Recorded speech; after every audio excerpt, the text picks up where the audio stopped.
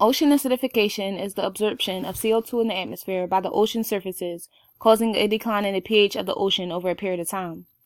At present, the ocean absorbs about a third of fossil fuel emissions, but this amount is likely to increase in the 90% in the future. Browler and Bice, 2019.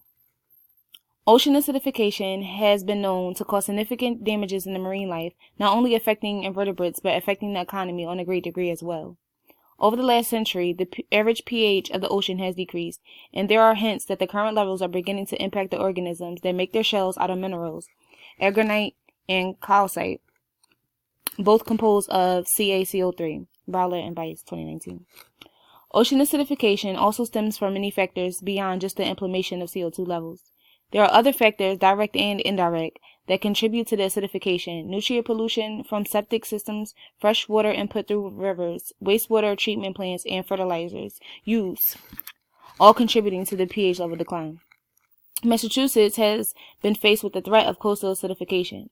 In New England, where the shellfish aquaculture market value tops $50 million, the industry is being threatened by ocean acidification. Ocean acidification can greatly impact the mollusk's ability to produce and grow strong shells and affect their growth time frames. They can only be harvested at appropriate sizes. Colleagues Danielle McCorkle at WHOI, Rachel Kuba of the Buzzards Bay Coalition, and Scott Doney made an experimental study from the University of Virginia. The study involved monitoring the water levels at 11 sites and 5 embayments of Buzzards Bay, Massachusetts, to evaluate some of these sources of acidification, mainly quantifying the impact of nutrient pollution on acidity levels. These researchers found that river input, more specifically, the nutrient pollution, accounts for 50% of the acidification levels.